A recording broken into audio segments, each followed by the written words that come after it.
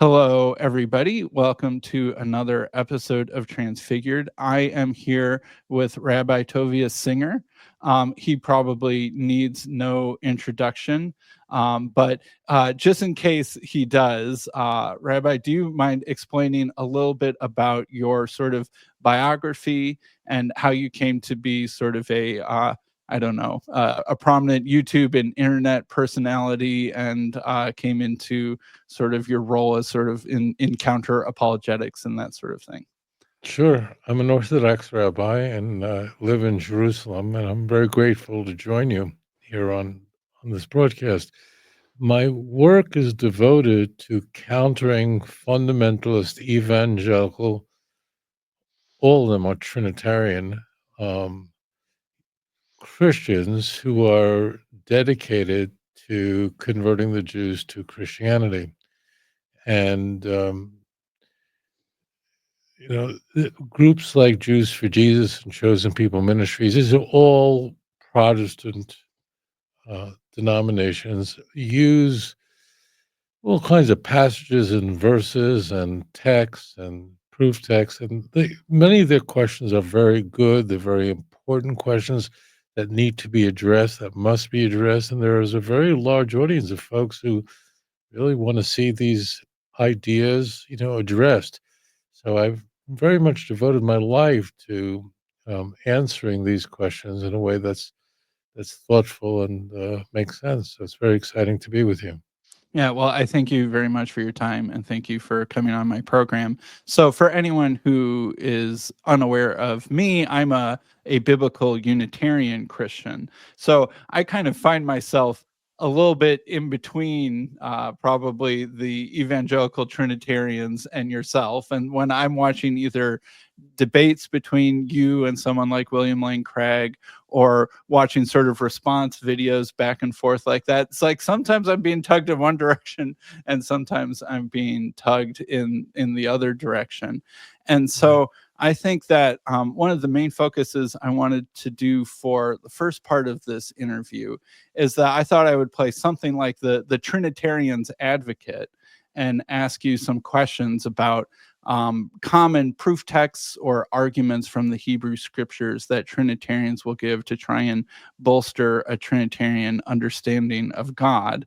And so, just in case the audience misunderstands, I'll be doing my best to sort of put on that persona and take that point of view, even though I'm kind of mostly probably going to agree with what Rabbi Singer has to say. But before I got into those questions, I just sort of wanted to ask you just kind of a brief general question. What is the Jewish Orthodox understanding of God, the oneness of God, and why is that so important, and where does that come from? That's a really good question. Well, the last part of that question is the easiest to address, and that is it comes from the Bible.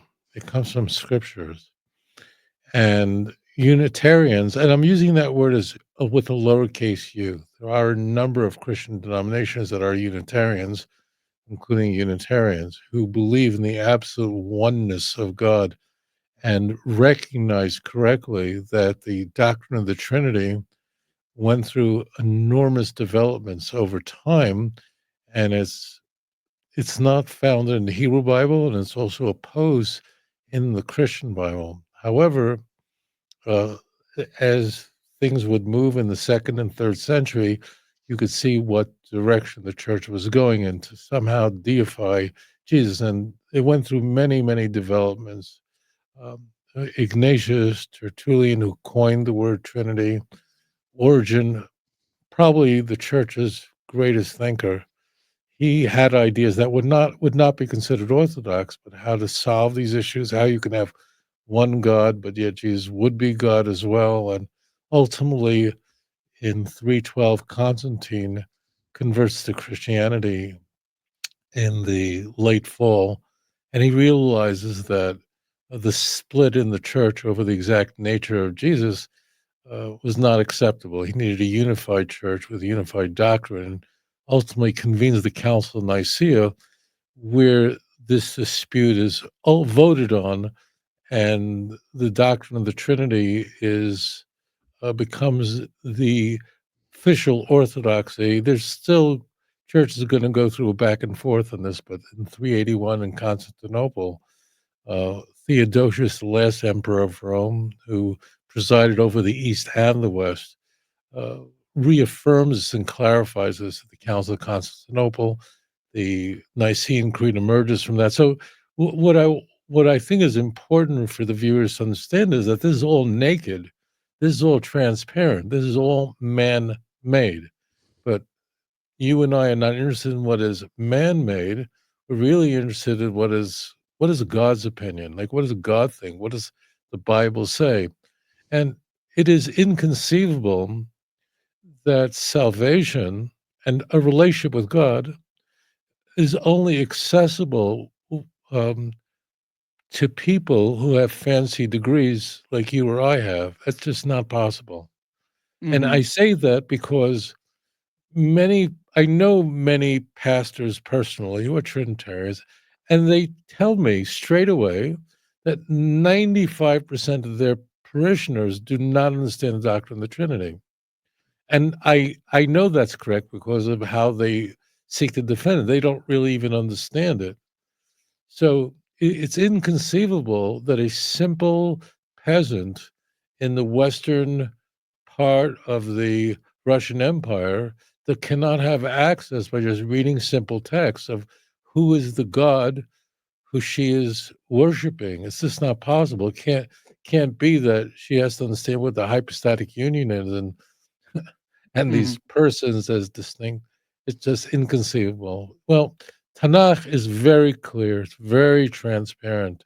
Um, Hear, O Israel, the Lord is our God, the Lord is one. Now, that word one is a noun, one. And moreover, Tanakh is very clear. The Hebrew Bible is very clear that that there is no one else, that God is alone. Nehemiah chapter 9, verse 6. Ata hu Hashem levadecha, you alone are Lord. I mean, what could be simpler than that? Um, Isaiah 45, verse 5. I am the Lord, and there is no other. There's just nothing else. The Ephes Kamoni in the next chapter, Isaiah 46, verse 9. I remember lecturing at Duke University years ago, and um, they have a Methodist divinity school there, and I had the opportunity to speak to their young, bright students. And I asked them, if you were God and you wanted to convey to mankind that there's one God and there's nothing else, there's just one God, and there's nothing besides him. He is the beginning, he's the end, there's nothing else besides him. What would you put in your Bible? And they thought about it. They found that an intriguing question. Hmm. And each student would come up with something they would put in to forever dissuade any reader that there could be anything but one God, a absolute Unitarian view of God, that he's one alone. And when they came up with ideas, I put their ideas up on the blackboard behind me. I just wrote down what they thought they would put in if they were God and wanted to forever convey to humanity that to. And when I saw that I was pretty much done with ideas, I then, using the same chalk, next to every statement, I put a verse. It means, like, there's nothing God could do to convey more clearly and more transparently that there's one God and one God alone, and there is nothing else besides him, and only he is worthy of worship. We may only pray to him. Our knees can only bend to him. And in Jewish thought, the absolute unity of God is critical to understanding his nature. This is very important. So many people view the Unitarian view, the view of the Torah is that you have to get the number right. It's one and not three or six or anything else. Just know it's one. But there's something much deeper there. And I think we also intuit that if you believe that there's more than one God, it doesn't really matter if you believe there are 3 or 8. It really just doesn't matter anymore. So if you believe there's more than one God, then it really doesn't matter anymore. So there's something, it's not just a number difference. There's something happens when you leave an absolute Unitarian view of God, that there's one God and he alone is God and there's no other. And this is what it is. It's really quite delightful and deeply moving. You see, if there's one God, it means he's all powerful. He has all the features of God. He's all powerful. He's uncreated. He's all knowing. He's immutable. All these are features of God. And we can then know something about him that's critical. And that is that there's nothing you or I have that he doesn't possess. There's nothing you can do or I can do to improve God's existence. He, so when he came to creating the universe, and man is the culmination of creation, God didn't create the world for palm trees or frogs or chickens. He created for mankind. He created man out of a complete act of love, altruistic love, because there's nothing we can give him that he doesn't possess if there's one God. That means that God must be all love to a level that we can never hope to attain. That means the absolute oneness of God tells us about his nature and character, that he must be all merciful, he must be all love. And we're called upon in the Bible to Kadoshim Tiyu, Ki Kodesh Ani Hashem Elokecha. Be holy because the Lord your God is holy and he's merciful. You should be merciful. We can never hope to love the Almighty, blessed be his name, as much as he loves us. That's not possible. Just like you or I can't I can never hope to love my mother. She should be well as much as she loves me. And that's my mother, right? So therefore, we are very much in control of the relationship. It's counterintuitive because God's love is infinite. Moreover, he created the world out of a complete act of kindliness because he's one. If there's multiple agencies, so it could be different. But if there isn't, there's only one, that means he has no needs. That means he's all loving.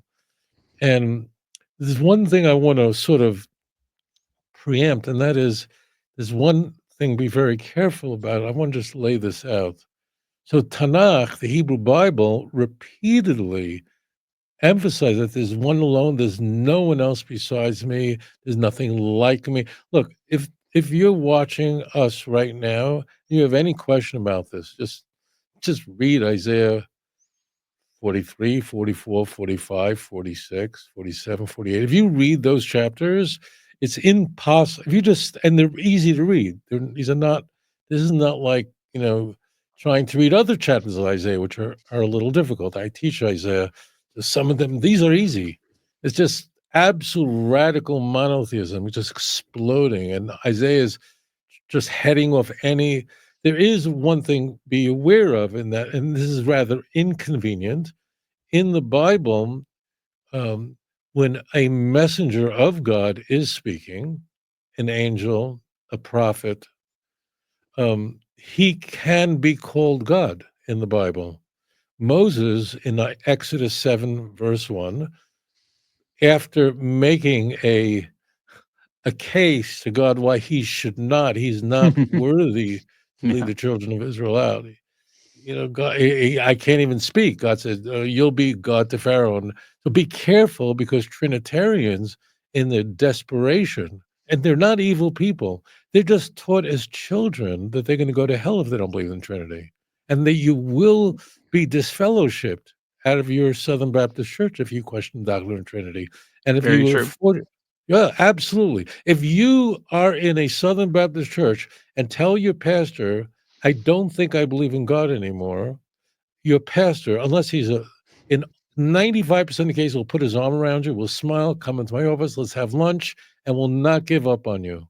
Right. Or if you say, I'm having doubts about, did Jesus really raise from the dead or something like that, you'll get that same kind pastoral treatment. Yeah, very I've been thoughtful. excommunicated 3 times right, for not right. believing in the Trinity. Yeah. So why now it's clearly I want to just make this case. We understand what a Unitarian, whether it's a Unitarian Christian or a Unitarian Jew, the church hates us in a sense. Hates meaning they're very threatened by us. Because first of all, Unitarians not only generally like Jews, just for you to know, generally speaking, so Unitarians, Christadelphians, the J witnesses are Unitarians too, but they're kind of a weird cult. I know I'm going to get Yeah. in trouble Yeah. with that, but they are. I have nothing I can say about it. I But they agree with are. that. Yeah. But they reject the Trinity very forcefully. But They have they their are other problems too. Yeah. they're just they're Yeah.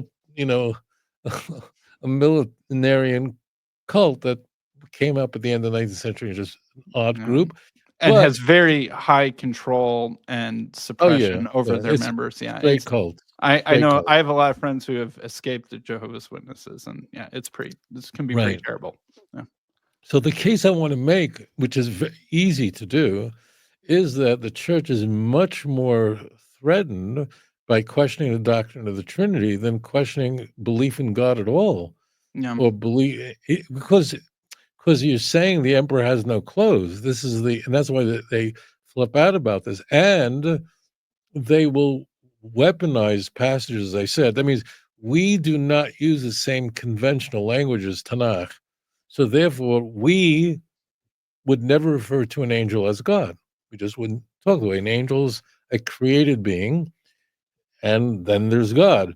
But in Tanakh, if someone is speaking in the name of God and it's not God, but it's an angel, so the church they're in an unenviable predicament. They will go, that's that shows. Well, it doesn't. So be very. I just encourage you, the viewers, to be very aware of that.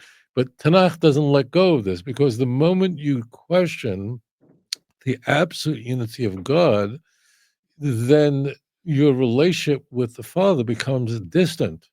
It's not as intimate. Why? Because there's something in between. God is limited in some way, and in the Trinitarian s- scheme, the Father is the monarch.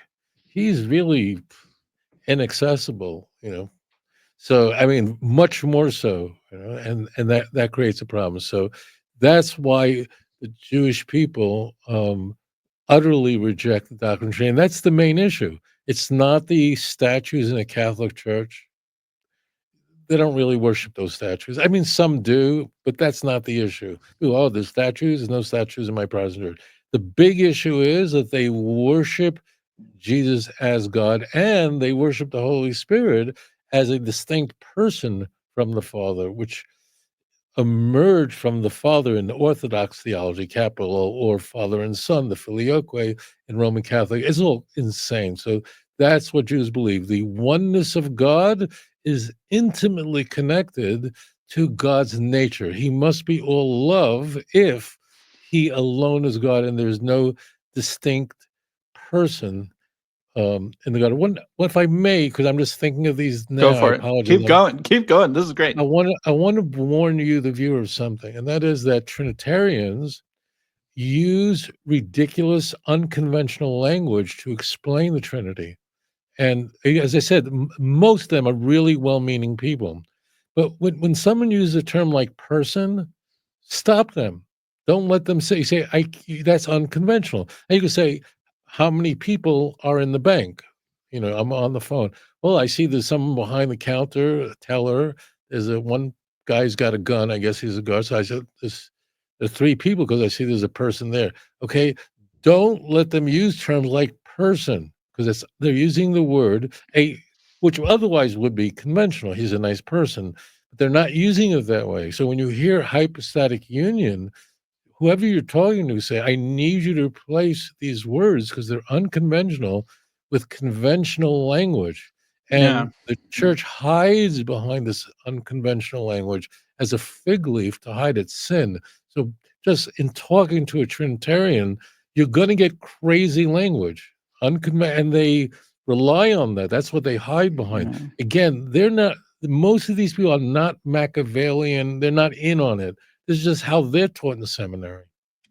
Yeah, I agree with that. Or the Trinitarians will use conventional language, allowing you to smuggle in a lot of your assumptions. Like like if I say the word person, like every human being has a whole list of, connections and meanings to that word. But then they allow you to smuggle that, but then they kind of, will sometimes play a shell game underneath that, or with being, or with the word God. Like, to really track what Trinitarians are saying, you have to understand that they have 2 or 3 or 4 definitions of each of these words, and that you really have to be careful which definition is being used when. And it can be something like, tracking, which shell is the cup, which cup has the shell in it now, and that sort of thing. And this mix of novel vocabulary and standard vocabulary that's used in an unstandard way, is a lot of what's going on. And let's see, I just had a couple thoughts, like what you were saying, with respect to history. Like, one of the main specializations of my channel is I go through pretty much every church father in sequence and talk about what they believed with respect to God and Jesus and or the Trinity, but also about other things. And what you said about the, I don't know, the footsteps or the breadcrumbs of the development of this doctrine in history just being transparent for everyone to see is very true. You can see the steps, but it's not like it was also a straight process either. There was all sorts of side paths and eddies and all sorts of things. But the development of the doctrine of the Trinity is perfectly transparent to look at if you're historically curious. And we have access to plenty of sources that really illuminate it with pretty strong clarity. And even what you were saying about Constantine, even Constantine at the Council of Nicaea calls God the Father the one true God, and the Son the second God, who is clearly subordinate to and obedient to the first God, and uses those words, first God and second God. And so even at the Council of Nicaea, it wasn't the doctrine of the Trinity as most people imagine it and try and believe in it now. It still took many decades, or in some cases a century or more, to be the form of the doctrine that people recognize. And what you said about Christians having, like you said, and we kind of interacted on this already, there are so many subjects where if you're having doubts or questions, your pastor, the elders at your church, or a spiritual mentor or something will be very kind and patient with you, if you're trying to work these things out. And that's great. That's exactly what they should be doing. But the doctrine of the Trinity is one of those things where they might be kind at first, but until they feel like you're actually coming at it from a place of very strong information and conviction, then all of a sudden you'll see a nasty side that can be lurking within Trinitarian churches that's really hard to, I don't know, reconcile with what you previously thought those institutions were. And it can be very hard and difficult. Right. And Calvin murdered. He ran Geneva like a police state. Calvin was the second generation of reformers, and he murdered Michael Servetus for being a Unitarian. And he was every life has infinite value. He happened to be a brilliant physician, discovered pulmonary, the lungs just pumping blood through the body, like discovered this, Mhm. and he had him burned alive because not that he didn't believe in Jesus, but he didn't believe in the Trinity. Yeah, And he was someone also who had a favorable view of Jews. He he he absolutely. he had a favorable view of Jews, and this to the church was unbearable because Calvin was a a crazy anti-Semite. And incidentally, Calvin never met a Jew in his life, which may surprise your viewers. So Calvin's lived a little bit more than a half a century. And the first half he was in France, second half in Switzerland, and Jews were in neither country because they had been expelled. So Luther met many Jews in his life and writes about it. Calvin never met a Jew because there were no Jews to be found in either of the countries he resided. And yet he developed this deep hatred and aversion toward Jews. And Servetus, combining his Unitarian views with his view that, we have some things we can learn from the Jews. Yeah. And that definitely contributed to his is Yeah, untimely death. he read every Jewish source that was probably available to him at the time, and in his writings he would quote, say, Maimonides and other sorts of Jewish figures positively, as if that they could provide insight that Christians could benefit from for understanding scripture and various other things. And in his goal to sort of reform Christianity from what it had originally been, he especially loved Philo of Alexandria. Now, current opinions of Philo of Alexandria in the Jewish community might be, what they are, but he viewed Philo as something like a Jewish source into the original philosophical context of Jesus and the New Testament, which is not an unreasonable thing for him to think, especially with the resources available to him. And you're right that he is, I think, you have to go back more than a millennium to find a Christian that has as positive of a view of Judaism as he does. And that is part of why he came to many of his theological conclusions. Yeah, he was accused of worse. He was accused Mhm. of being a Jew. Yeah. Whoa. Yeah. So, And it's vaguely possible, unlikely but possible, that he might have had some converso Jewish blood on his mother's side. He was from eastern Spain, and so there's been some speculation on that. But anyway, that's not particularly certain. well, he was a doctor. Yeah. Yeah, yeah. So, all right. So, yeah. So, That yeah, means there's a decent chance. Yeah, there's a chance of a higher. yeah. So, so this is really what's very transparent. Tanakh all over saying, I am God. There's no one else besides me. Remember, you saw no image when you heard when you saw the voice at Mount Sinai. There's there's no one else besides me. There's nothing, no one else besides me. And that is repeated in Tanakh over and over again. Why? Because monotheism is very troubling to the ancient world and to the atheist world as well. This is an angle I've never done on air, but I should make it. In the academic world, they very frequently, I've never spoken about this publicly, so they don't like the idea that the children of Israel, this ancient tribe going 1,000 years, were always monotheists. Because whereas today monotheism makes sense, in the ancient world it was complete nonsense because they didn't understand that we're made of the same stuff. You and your dog share 98% of your DNA. So they didn't know what earthquakes were. They didn't know what microbiology was. They didn't know anything. So to say there was one God made no sense. See? So if really the Jews always were monotheists, so this creates a big problem because where do they get it from? Now, the standard academic view is that the Israelites really believed in all sorts of Canaanite gods, and eventually somebody came up with this idea of monotheism, this mutation, and then it sort of took, and the Jews went with that. And there's a reason for it, because monotheism in the ancient world, the Bronze Age, made no sense, and there was no other monotheism. Judaism was it; it was the only game in town. That was it. 2,000 years ago, there was just no other monotheism. But Yeah. the academic world also is like, why did anyone believe in one God? Now we know we're all made up of carbon and we're walking protoplasm, and hydrogen is the most plentiful element in the universe. But they didn't know it then. Like, it's all from the same stuff, just rearranged. So now we know there's one God, and everyone's claiming they believe in one. Like Hindus and Zoroastrians are always after me saying, "No, we're monotheists too." And I'm going, "No, you're not." But whatever. But they have to do because the science is clear. There's only two choices: either there's one God, or you can, God forbid, believe there's no God. But polytheism is not tenable anymore. It was in the ancient world. Yeah, sure. All right. So I want to transition into trying to be the Trinitarian's advocate, and ask you some of the sorts of questions that I'm sure that you're relatively well versed in having to deal with these sorts of questions. But I'm still kind of curious what you have to say. And I like to think that I'm pretty good at simulating being a well-informed Trinitarian. One can only go into these sorts of battles so many times without having to learn to think like the other side does. So, I mean, first question, is probably one of the first passages in the Bible that Trinitarians will point to is Genesis 1:26. God said, "Let us make man in our image, in our likeness."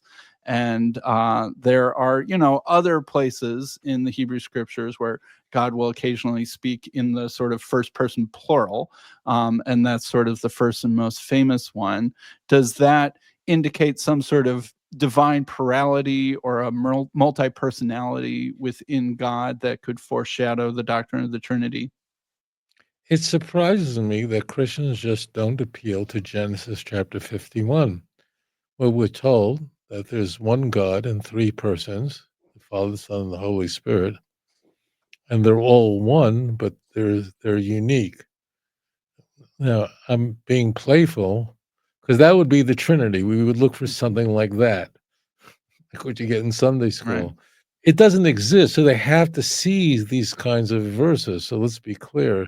They have to go for Genesis 1:26 doesn't say a word about the Trinity. All they could do is they could try to chip away at the radical monotheism that flows throughout the Hebrew Bible. As it turns out, man is unique in more than one way. He's very good because he is binary, different than everything that was created prior to him. Man is made up, as we'll see in the following chapter, of two things. He's made up of the clay of the earth. We know now the science is that we're made up of stardust, quite literally. So it's quite literal that we're made up of the dust of the earth. But then God adds his breath in chapter 2, and he breathes into the nostrils of Adam literally the Spirit of God. Now, that's metaphysical. I don't know exactly what that means, but I do know that every person is sacred and human life has unique sanctity, and God dwells in every person. And only we have the ability to have a relationship with God.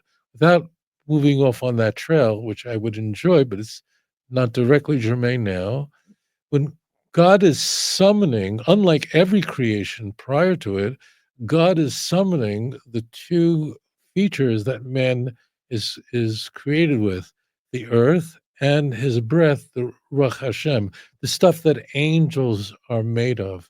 Angels don't have free will.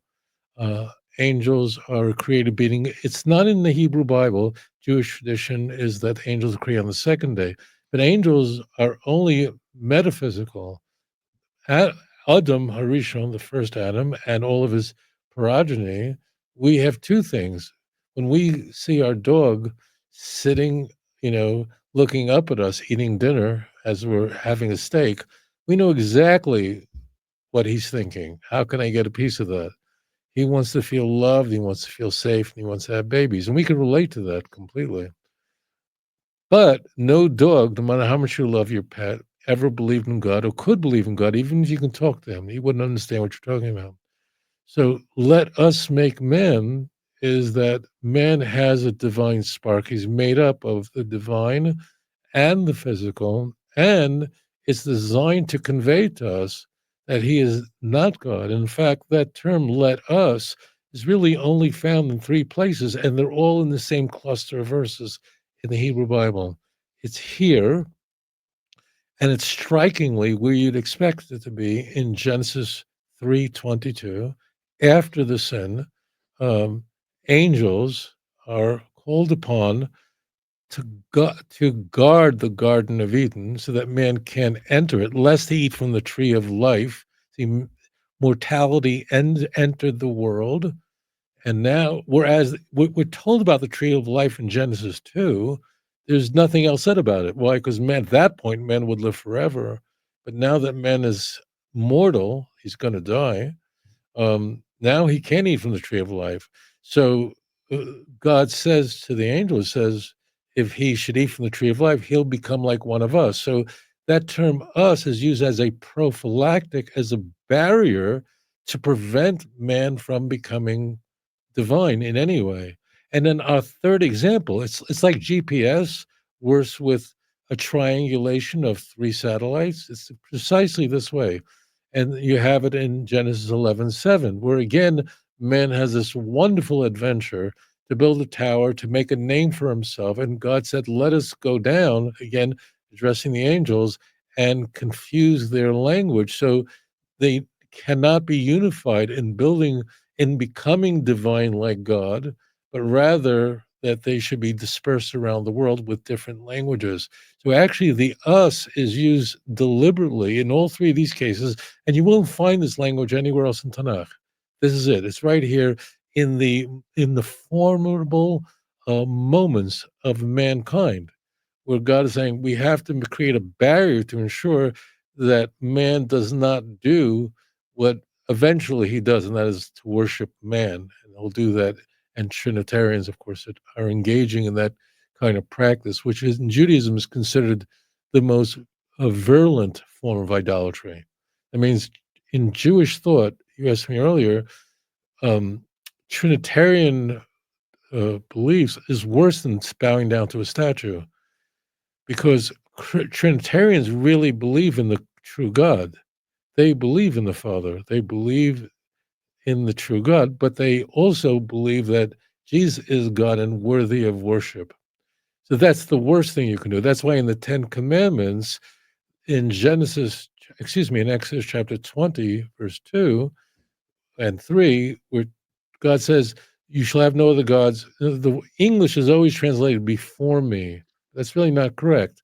Lo yeh lecha Elohim achem al panai, you shall have no other gods on my face. Mhm. Panai means face. That prohibition precedes the prohibition of don't make statues, anything of anything, don't make graven images. That's even worse, because Mhm. that's and it's really simple. It's easy to understand why adultery, which Trinitarian belief is, I mean, because you're really married to God. Christians really believe, Roman Catholics really believe in the Father. They believe that, in the true God. But then they also worship Jesus, and they also worship the Holy Spirit as a distinct person. So that's worse. Just as adultery is a much greater sin than fornication is, obviously. Mhm. So if you just bow down to stones, it's hard, it's a terrible sin. But that's not. But the Trinitarian type believes a partnership is the motherlode of bad ideas. Mhm. What do you think of the interpretation of Genesis 1:26 that God is speaking in sort of a majestic plural, sort of like a "We the Queen of England" sort of thing, where there are examples in Hebrew language where you can take a singular person will take a plural to sort of intensify something or to sort of add majesty or honor and that sort of sense, like even Because, Elohim being a plural word, but it's well, used singularly of God. the proof that my explanation is the correct one is very simple. If there's the us, let us make man, really is Trinitarian, and therefore Jesus is God creating everything, then why isn't God said, let us make fish, or let us make the heavens and the earth, or let us make light? That means, why does let us, you see, so that's the problem. See, Mhm, why does let us only come up with men? If there are two persons, that means there's more than one person in the Godhead, then everything should be let us. The in that only man is created in the image of God, and no animal is created in the image of God, and therefore it only makes sense to. I know people use that answer. I don't think it's very satisfying, and I don't think people who mhm, say it find it satisfying. But it really, the what makes it all work is Genesis 2:7. It's so transparent what's happening here. God is taking the physical earth that all is made of, and then he's infusing it with his spirit, and we are creating the image of God, and therefore mhm, you can't kill a person. That's murder, an innocent person, but you can have chicken for dinner. So it all works, and we would expect to find. I think Trinitarians find that very unsatisfying, because we would then expect that kind of majestic we all over Tanakh, and we don't. But it really is mhm, coming up here in this way, in this fashion, right here, because this is when man is creating, and he's sort of making a life for himself. And so these are the formidable moments of creation, or else we would expect to find everywhere else. But God is literally summoning the physical and the spiritual to create man. Nothing else is like that. So it works. Like, why not Mhm. us for other things, for animals, for birds? Sure. All right. The next question I want to ask you about is Michael Heiser was a Old Testament scholar from University of Wisconsin Madison, who I feel like he has been extremely influential on evangelical Trinitarian apologetics in the last, say, 10, 20 years. And his sort of his books, The Invisible Realm, and sort of this divine council worldview, have been really influential, especially in evangelical circles. And Dr. Tim Mackie of the Bible Project, who also stayed at the University of Wisconsin-Madison and knew Michael Heiser, is also sort of a proponent of this view. And so before I ask you about sort of two powers in heaven stuff, which is very connected to this, the first thing I want to ask you about is that Michael Heiser will often argue that there's sort of like God has a divine council of spiritual angelic beings that he sort of governs with and through. Not that he's equal to them, he's obviously unique and uncreated and they're created, but there's sort of this spiritual, majestic, divine council that God will sometimes, talk to, make decisions with, give orders to, and they will sort of go and do his bidding. And you can see this like in the beginning of the book of Job, where God is sort of in the heavenly court and Satan walks in and asks about this person, Job. And various verses say Psalm 82, God presides in the assembly and renders judgment among the gods. And he has a series of verses that will support this view. Do you find that problematic or disagreeable, just sort of as a interpretive device on its own? You know how many PhDs you need to come up with this kind of stuff? Yeah, this goes back. This goes back to, there's nowhere in Tanakh where an angel is anything but an agent of God. Satan, when he points out, using Michael's example, that there's this man Job who was, this is possibly the oldest book in the Bible. When he points out that there's a righteous man, but if he, if he didn't have all the wonderful family and wealth, he might curse you. God tells him, this is what you can do, and this is what you can't do. And there it is. Job comes out, even though he has horrible advice. He's given the worst advice by his wife, who's a nightmare. And I say that comfortably because women do well in the Hebrew Bible. Like God tells Abraham, listen to your wife. She knows Rebecca figured out who's the good son, who's not the good son. But you have Job. Job had a wife who said, why don't you just man up, curse God, and die? So she's giving in chapter 2, verse 9, giving him terrible, the book really goes on with all the people giving him horrible advice. But ultimately he's victorious in the end. His family's restored, his wealth is multiplied. So it's so transparent in the examples he's given that there could be no better um, demonstration that God alone is sovereign, that he is the only king and there is no other. Now, there is a question that people don't ask, and that is, why did God create angels? I mean, why does he need angels? And I think as kids, we just thought that God has helpers in a way. And after all, we need helpers. We can't do everything. We need people to do stuff for us, Mhm. fix my car. Like God must. Why are angels there? I mean, why are there angels? So I think, and it's a question most people don't even think. Like, now, it's a problem because there's nothing that God cannot do by himself. Whatever explanation we need messengers and assistants does not work for God, right? So there could be a number of answers to this, but the one that's so transparent is that angels, in almost all cases, are bringing messages to people who are not capable of prophecy. It's just really simple. Most people are not at the level of Moses and Miriam and Devorah. The prophets were the greatest men and women that ever lived. They were on a completely unique level where God could speak to them. And only Moses could speak to God as a man speaks to his friend. I mean, Moses was completely conscious. Even um, um, Samuel had to go into a dream state to receive prophecy. Haley sends him back, says, go back to sleep. So the foremost role of an angel is that to speak to people like Manoah and his wife, who would have a child who would grow up to be a judge in Israel, Samson. Now, it is true that when Samson's parents discover that they're going to have a child and they see an angel, they're going, we've encountered God. When Jacob is wrestling with an angel, he builds an altar, calls it a divine name, and says, "I struggle with God, and I won." But it's not God, and we can see that in Hosea chapter 12, verse 4, that Jacob was wrestling with an angel. It means everything is in the text. So, what people are doing when they come up with all these convoluted explanations is that they're actually making it worse for themselves. It's the cover up. They're always, you might be too young, but I remember Watergate very well.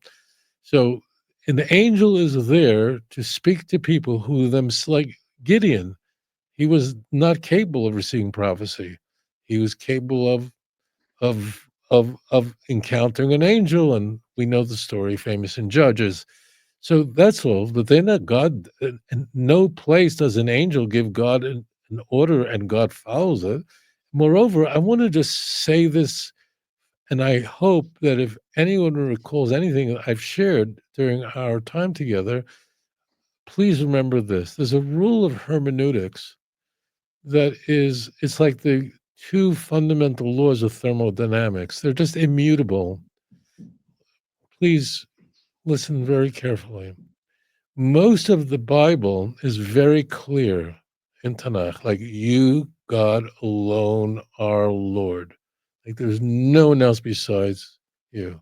Have we not one God? Have we not one Father? I mean, very clear. Now, it is true, every person who studies scripture knows there are some passages that are written, there's poetry being used, or it's not clear who it's referring, that are ambiguous. Most of the Hebrew Bible is very clear, but there are some texts that are not clear, which really require the saturation of the context to know what we're talking about. And they're not completely clear. All right, this is the rule. If you don't get this rule, then you might as well just sign out. The rule is that you always use clear passages in the Bible to interpret passages that are in the dark, that are ambiguous, that are Yeah, unclear. amen. Yeah. This is it. If you do this, and incidentally, if you, the viewer watching me, and disagree with me, then just shut off the show, because nothing I'm going to say makes sense, and nothing he's going to say is going to make sense. So everything, like this is everything. This is the rule of hermeneutics, and if you don't understand this, then just this is not for you. Okay, if you the foundation is we have 95% of the Hebrew Bible very clear. There is Ephes Ein Oid Milvado, Deuteronomy 4. There's just no one else besides you. There's nothing, only God. Okay, so there's a clear text.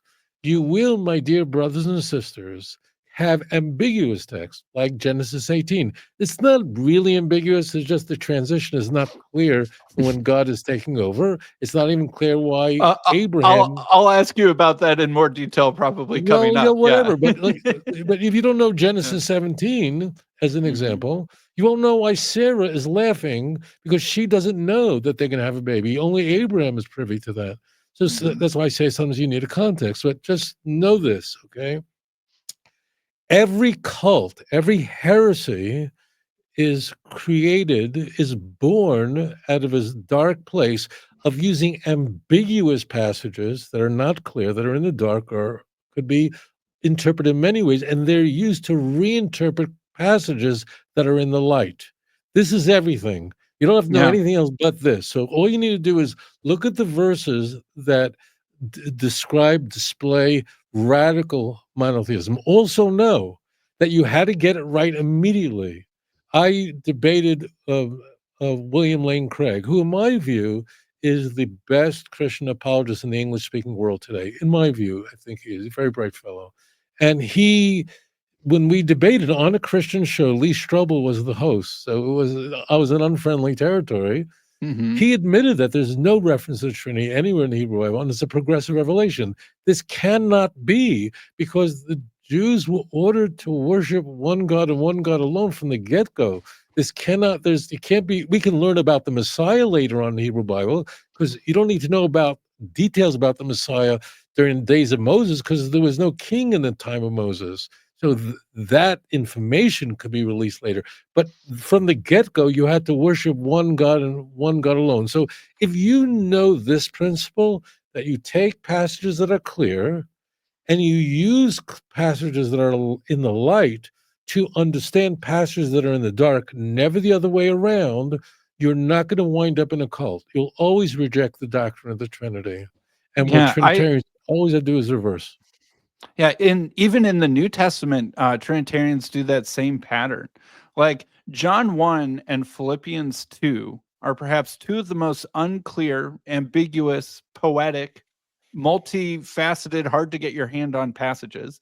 And you could even do it like if you just said, how many PhD theses have been written about each verse of the New Testament, right? As sort of like a metric for unclarity, because you don't get a lot of, it's hard to write a PhD thesis at your seminary about a very clear verse. You mostly get your traction by trying to make some leverage on an unclear verse. It is fascinating that Trinitarians, almost all of their favorite proof texts are directly inversely proportional to how clear they are. Or there'll be verses that there's different manuscript traditions or something like that. So they're maybe not unclear in interpretation, but they're unclear in, I don't know, critical certainty of whether or not they were the original passage or not. And whereas biblical Unitarians' favorite passages are almost always the super clear ones, of which there is no manuscript discrepancies whatsoever. Right. And it always seems like a battle over the unclarity, and that we always have to spend our time dealing with, well, what does harpagmos mean in Philippians 2? Does it mean that something he had and didn't use, or something he didn't have and didn't take? You know, like, et cetera, et cetera. Whereas all the clear passages in Paul is that God is one person and that Jesus is his son. You know, so that's a common pattern that I see even in the New Testament used by Right. Trinitarian Right. scholars. I think many of the viewers won't know what the text you're referring to. So the text is the Carmen Christi you're referring to in Philippians 2:6-11. Yeah. And I don't know why people are having trouble with this, because harpagmo, so he sees something. The whole point of it is Paul is saying that you should, telling his readers, be humble like Christ. Look what he did. He didn't take what belonged to him.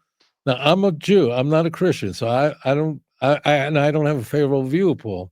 But in this text, which is probably a pre-literary creed, meaning it's older than the book is, uh, uh, Paul is saying that Jesus didn't take what didn't belong to him, and therefore God gave him all these things, and all these things of Isaiah 45.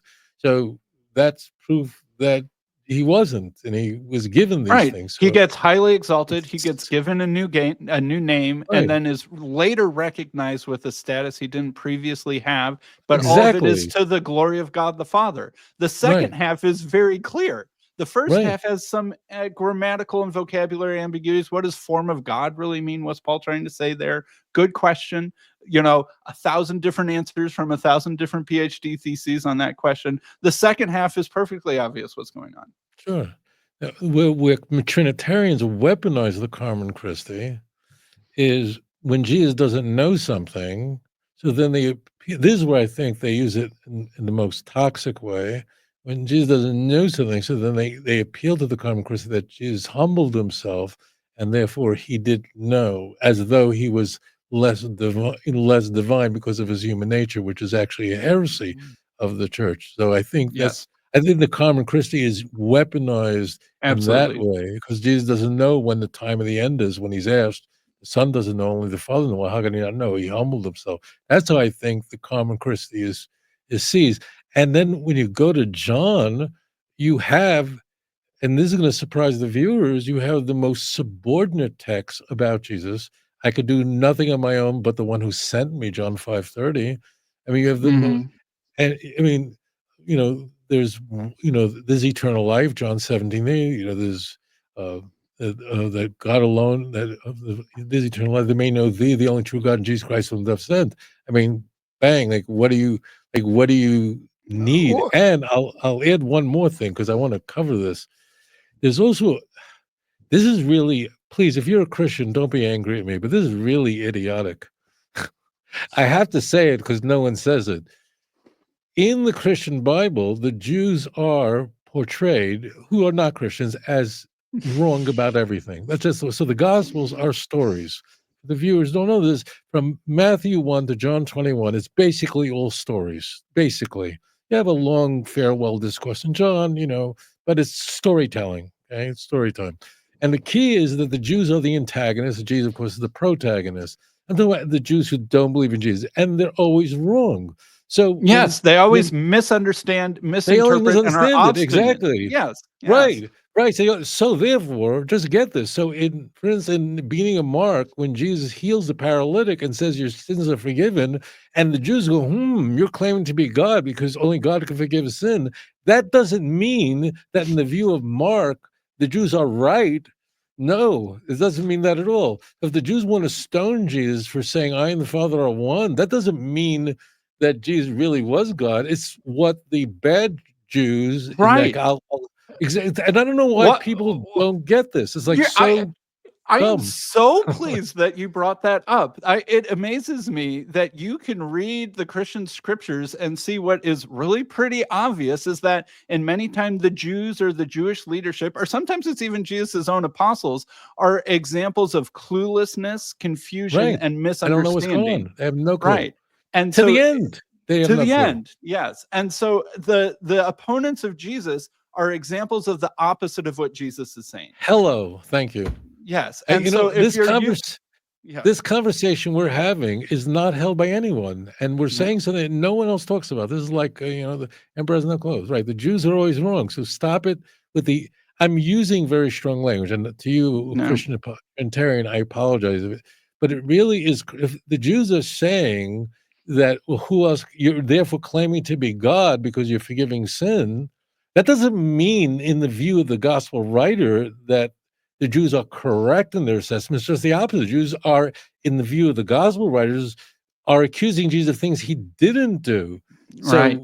So what are you talking about? Moreover, at the end of the book of John, in John 20, Jesus breathing on the disciples on the first Easter Sunday, and they're then able to forgive sins. So does that Yeah, make all the disciples God as well? I mean, that's how off this is. I think the reason why I see these things and others don't, not that I'm smarter than them.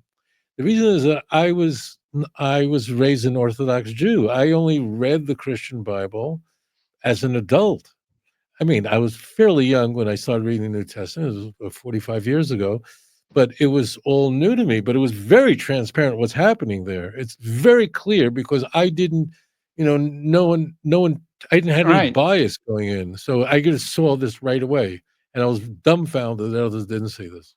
And it is so bizarre on so many levels that Trinitarians use the words and understanding of Jesus's opponents, the very ones who will later try and get him, falsely tried and executed, as arguments for their own theology. And what could be a greater example of the fact that they are siding with the enemies of the very Messiah whom they claim to have as their own Lord and Savior? It's Yeah. so paradoxical on so many levels. Right. I mean, right. The Jews are all. Look, let me just say this. It's a very intriguing thing that I think about a lot. As a Jew, and I faced anti-Semitism all my life, but I know many Unitarians and many Christadelphians who are Unitarians, um, and they're generally speaking. Now, this is an overgeneralization, but it really is true that Unitarians are genuinely, in my experience, now it could be people I interact, but are just friendlier towards Jews than Trinitarians are in general. Now, it is true that today, that means in the last 2 centuries, there is Christian Zionism and dispensationalism, which has triggered a philo-Semitism for whole Mhm. something that has nothing to do with what we're discussing. But it is clear in history that Unitarian Christians always have a favorable view of the Jew, and Trinitarian Christians, again, you'd have to set aside the dispensationalist movement of John Nelson Darby. That's something Mhm. totally different, which is beyond the scope of Sure. our Sure. conversation. So that is different. But Unitarians without Darby, without Moody, without Cyrus Schofield, because that's different and it's not germane to this, will confuse us all. They Unitarians always, with rare exceptions, always had a very favorable view of Jews, and Trinitarians had a pretty dark, dim view of Jewish people. Absolutely. Yeah. It, And it's you can even see the same thing in the Nicene era, is that there were Unitarian Christian bishops even within the mainstream church who had a view of the oneness of God and Jesus as a human being who gets exalted to heavenly status afterwards, but wasn't a God who incarnated and descended, but began to exist as a human being. That is a minority opinion, but it is an opinion that you can still see existing within the mainstream church, even during the Nicene era, and that you can see Athanasius try and smear his opponents by, you guys, like you Arians who did have a much higher, I've heard you say this, people don't know how high of a Christology Arius and his friends actually had. They just thought he was a secondary god who was created, who came down, whereas Athanasius and friends thought that he was not created and that he was as divine as the Father. But when Athanasius is criticizing the Arians, he's saying, you guys are basically Jews and Unitarians. And he will yeah, use the phrase Samosatine after the right. Bishop Paul of Samosata, who had very similar theology to me as far as I can tell. He's basically trying to smear the Arians by being too close and too similar to Jews and Unitarians. And he will use that repeatedly as a smear. You're like a Sadducee and a Samosatine. You're like You're a a Jew. Pharisee and yeah. You're Yeah. you're a Jew, which is like the worst thing you All could right. say. And, Athanasius, yeah, yeah. yeah. And there are I, multiple examples of that, of this, where the Unitarians, even in the early period, would seemingly have favorable opinions of Jewish standard interpretations, and then the right. Trinitarian or even sometimes the Arians would try and smear them by being too Jewish. Yeah, I there's a point here I just bringing up because it's very intriguing. Like, why didn't the church have councils, ecumenical councils, to discuss whether Jesus was born of a virgin? Like, there are numerous councils. We're not even talking like the Council of Ephesus. It's just they just keep going on, and they're trying to hammer out what exactly is the nature of Jesus, the second person of Yeah. triune. Yeah. Like, and they can't. To this day, the Orthodox and the Catholics are battling Mm-hmm. this out. I mean, Catholics have other problems, so they're too distracted by the behavior of their priests to worry about. But they really are battling out, like, the filioque is an example. So why why don't they argue about the virgin birth? Well, the virgin birth is found in Matthew and Luke, and it's clear. The Mm-hmm. Trinity is not in the Christian Bible, so of course they're making it up as they go along, which is like, well, we started this Exactly. conversation. It's Right. man-made, and they're really the solution found in Constantinople. I mean, in Nicaea and Constantinople is Athanasius's solution to Arius. He was a deacon in Alexandria at the time. He eventually becomes bishop. Is basically a surrender to all sides and saying, it's a grand mystery. We can't figure it out, and just you have to believe because it is Yeah. orthodoxy.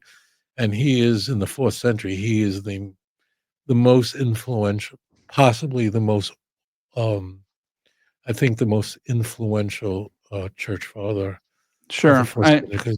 Yeah, Yeah, I think that would be a fair assessment. You're right. So, why are the church councils about things that are less clear instead of the things that are clear? There's no church council that debates whether or not Jesus was crucified. There's no right, church council that debates whether or not Jesus rose from the dead. Right? right. Those sorts of things were taken as settled and given. And sometimes I often feel like, why still does Trinitarian Christianity have all these sort of defense mechanisms to protect the Trinity, even to, like we already discussed earlier, to excommunicate and treat very harshly any Christian who kind of stands up for that in any sort of serious way? And I think you put more armor around your weak spots Of than course. you do around your strong spots. And that the reason why the doctrine of the Trinity is like, what's the first and foremost thing that a Christian needs to believe to be saved? Is the Trinity. What's the standard example of a Christian doctrine that if anyone denies they're not a Christian, is the Trinity, and the hammering that home. That's like the armor that's built around the soft spot of the self-inflicted wound of the Trinity in the Christian body. Yeah. Yeah. Sure. All right. Michael Heiser's Two Powers in Heaven. All right. So it sounded like that while you have no problem with the view that God has angels and that these serve his purposes, not that he needed them, but that they have a specific created role for him, for his goals and purposes, specifically communicating with people who are not otherwise filled with the spirit of prophecy. Michael Heiser will go further than just saying that there's this sort of divine council of angels that gets sometimes maybe called gods, like say in Psalm 8, or maybe a couple other places where angels might be referred to with the word Elohim, but that there is sort of this prince of the divine council who is the angel of the Lord, and that he has this special closeness to God, such that he's even sort of wrapped up in the divine identity and is like a second tetragrammaton, and that sort of language. And he'll point to times like we talked about Genesis 18 earlier, where the three angels appeared at Abraham, but it says that the tetragrammaton is speaking to them, so surely one of those angels must be the tetragrammaton. Or in the next chapter where the Lord rained down sulfur on Sodom and Gomorrah from the Lord. Yeah.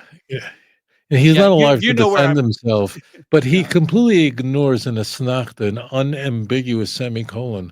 And it's like, I'm just watching him and he's dead. It's not nice to speak about the dead, Well, there's still plenty of living people who support those interpretations. I know, but there's an Yeah. asnachta there. There's an unambiguous piece of grammar that's there. It's separated by a semicolon. That's the natural way. Now, some will say, but the Masoretes put it in there in the 9th century. It doesn't matter. These are such awful arguments. Moreover, these arguments are so damned because the Christian Bible argues that Jesus is above the angels. So what are you talking about? I mean, the book of Hebrews, which is a polemic against Judaism, essentially. I mean, the book of, I don't, meaning it's saying that the way things were known, this is the first verse, the way you knew in the ancient times through the prophets, but now there's a new thing. Okay. And the first argument, whoever wrote the book of Hebrews is that Jesus is above the angels and he's above Moses and he's the high priest. I mean, that's the whole argument. So what do you even, and we're told in the book of Exodus that the chief angel that will go in front of the people of Israel will not forgive sins, but my name is in him. I mean, it's what Jesus in Christian theology forgave sins, died for people's sins, and died vicariously for man's sins, Mark 10:45, Matthew 24:28. So I don't even, it's terrible, terrible stuff. And all they can do is, you need 6 PhDs and come with something so convoluted. And basically, you're just watching, people play with the text. I just say this: look at the plain meaning of the text, and when you have clear passages, use those to interpret texts that are not clear. Isaiah is called God in Isaiah 7:10. You know that Isaiah 7:14, that famous verse, controversial verse? Well, 4 verses earlier, Isaiah is speaking to Ahaz, who's a very wicked king. It doesn't say Isaiah said, it said God said, Yud Kei Vav Kei, the tetragrammaton. It says it openly. I mean, what do you need? Like what do you need? It's so explicit that when a prophet spoke, the Tanakh says that God spoke. Now, this is inconvenient because this is, in our day, this is unconventional. None of us would dare speak that way. But it's the Bible. They spoke in the name of God. And why do we need prophets? Why do we need angels? Because very few people in history were capable of prophecy, of hearing the voice of God. Yeah, well, if I said that my phone told me that my wife will be home at 5:30, I could also say my wife told me that she will be home at 5:30. And we get it. The phone is a medium of communication from my wife to me. So did my wife tell me she'd be home at 5:30, or did my phone tell me that she'd be home at 5:30? Well, both. My wife told me through the phone that she'd be home at 5:30. And the angels and prophets are mediums of communication from God. It's not that complicated. Right. Yeah. And so would you say that there is a specific angel of the Lord who has some special role in the heavenly court, or is angel of the Lord just meaning whichever angel happened to be serving that purpose at that time?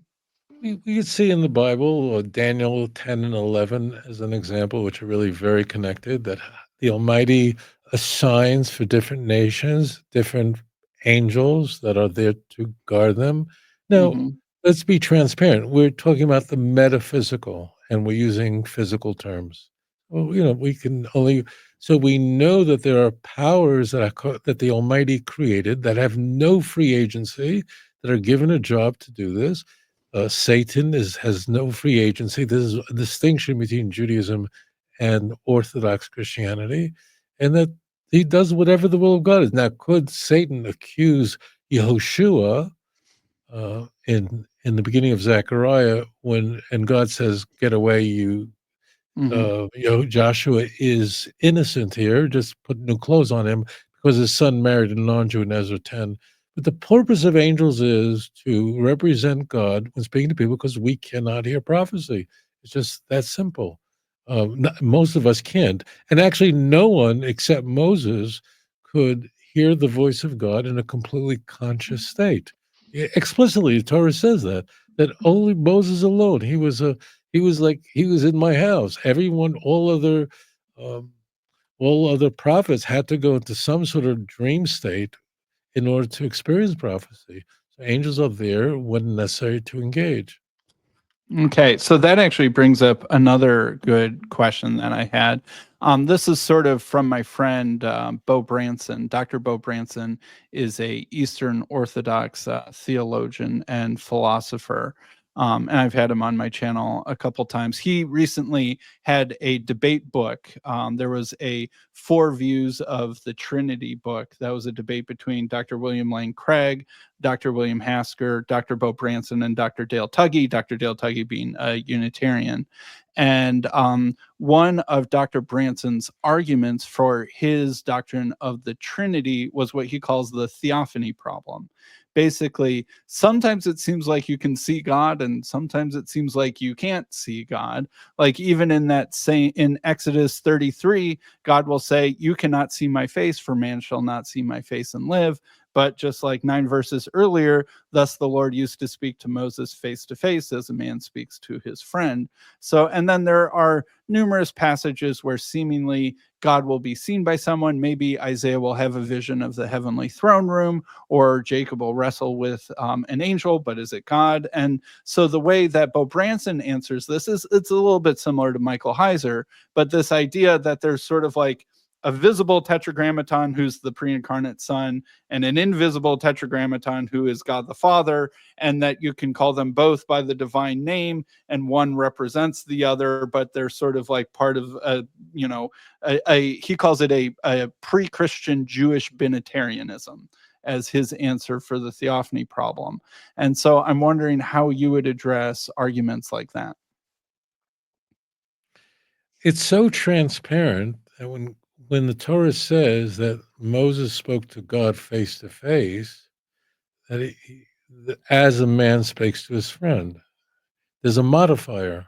If someone ignores the modifier, then of course you won't, because God has told Moses that you can see my face and live. You could see my hind part, and we could talk about it or not talk about that. But we have explicitly what is it that Moses really wanted to see. We can sort of go off on that, but Sure, we'll sure. just we'll leave that sitting there for a moment.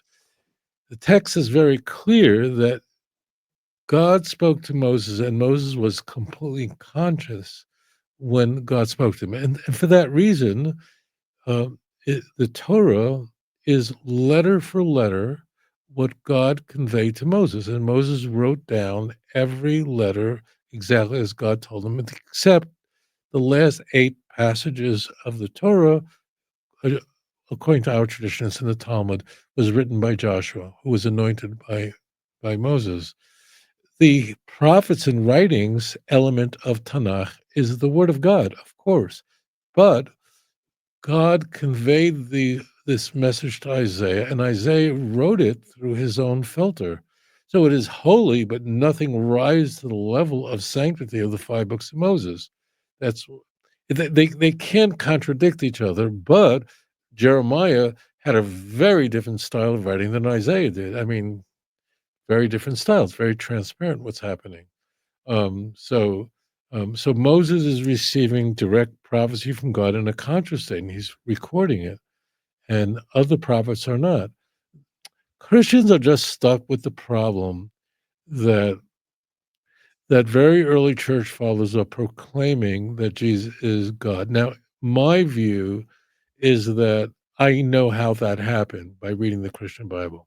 I mean, you could see, in my view, as a non-Christian, it's very transparent to me that Jesus' status is being elevated from what I think Mark is an adoptionist theology to, to we have the highest Christology in the Prologue of John. And that really is mapping onto the Greco-Roman world where you had the great God and you had gods that were in between. And then you have Ignatius just proclaiming Jesus God, but he didn't have the intellectual requisite to work that all out, but Tertullian did. And he came with ideas that are not orthodox in Carthage. And they were, but it's easy to see how you get there. I mean, I could see easily how Jesus' status is elevated until we get to the book of John, where you don't have the Trinity.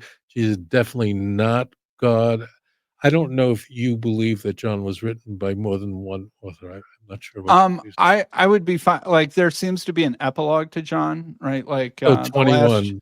yeah, Yeah, the so you last think chat. 21 is It a seems different like author. the book sort of ends twice. Right. And I'd be fine accepting sort of a little bit of multiple authorship, but I know that some critical scholars, I feel like, chop up the Gospel of John with like finally, sharpened scissors, and that this paragraph is over here, and this paragraph is this, and this is an Right. insertion. And I find a lot of that both unconvincing and disrespectful, sort of at the same time. But Right. I do think that John was probably written with the help of a committee and that sort of thing. Hmm. And that there might have been sort of like an epilogue that was maybe written by either someone else or at a slightly later date by the same person or the same Right. group of people. And so I'm open to a little bit of flexibility on that, I'll say. Right. Right. Right. Yeah, that was Brown's view. But in any case, yeah, so I could see how, the church would be saying, "Oh, the idea that Jesus is God, really God in some way, seems to be very early, very So early. So I'll say I think that John and Mark have the same Christology. I think that John can sometimes be maybe a little bit more on the nose or talking about some of that divine-ish sort of stuff. But like you said earlier, the Gospel of John is clearer even than the Gospel of Mark of Jesus's subordination that's to right, God and Jesus's differentiation from God, and God being, there's no verse quite as clear in Mark as there is in John about the only true God being God the Father and God the Father alone. And right. so And the but I Father's do, greater than I am. Yeah. right, the Father's great, and why do you seek to kill me, a man who's telling you the truth I heard from God, right? Mm, Those sorts of right, things. And that a lot of the supposed high Christology in John is people taking the misunderstanding of Jesus's audience literally or as the truth of the gospel, as opposed to the inversion, sort of like in that way that we discussed. But I think even, when say Thomas, sees the resurrected Jesus, touches him and says, "My Lord and my God," I think he's still saying it in that way that you sort of discussed earlier, that a true message and spokesperson of God can be called God. And that if you look in John 14, the last time doubting Thomas shows up in the gospel, or the most recent time that Thomas shows up in the gospel before that, like Thomas and Philip are like, just come on, Jesus, just show us the Father. We're sort of getting impatient. And Jesus says, haven't you been with me this so long? If you've seen me, you've seen the Father, for the Father is in me and I'm in the Father. And I don't think he's saying anything other than what, a true prophet filled with the Spirit of God could say. And that it's sort of Thomas clicking at the end that he is, in some sense, not addressing Jesus as God, but the Father as God in and through Jesus, and realizing that the Father was in Jesus this whole time, but only in the sense that Jesus was an obedient agent, cooperative to, submissive to, and filled with the Spirit of God, doing what God told him to do. And so I think that a lot of the high Christology in John is really pretty easy to make sense of from the same Christology that you can see in Mark and the other Gospels, and that a lot of critical scholarship is dubious and not as convincing as it could be, and ignores so many of the counterexamples from the clear parts of John. Right. Anyway, you might still disagree with me on that, but anyway, what do you think of that? I think that the doubting Thomas is part of a theme in the Christian Bible, that people are just doubting and denying Jesus, and it's almost inexplicable. Like, Mm-hmm. if you really saw Jesus raise someone else from the dead, like Lazarus in the book of John, and if you were Peter and saw the transfiguration, like, and why would anyone doubt Jesus in Matthew 28 when they went to the Galilee, and some doubted it? So that's coming up a lot too Yeah. often. And Mm-hmm. that, like, what do you mean Jesus had to spend 40 days showing you signs so that proving that he is, like, what this is 40 days? And if Jesus really appeared to them in the Galilee, what do you mean doubt? Why would you doubt it? And why would you need, and why is Peter denying? I think really, I mean, my view is that after Jesus' death,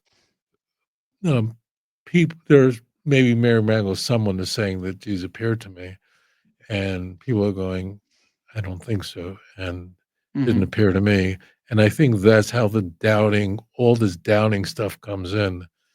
Um, that, like, why would Thomas doubt that Jesus rose from the dead if he witnessed, Jesus doing all this stuff, raising people from the dead, Jairus's daughter. I mean, like, at that point, so it seems that it doesn't, like, they don't even know who Jesus is at the very end of the Mm-hmm. deal.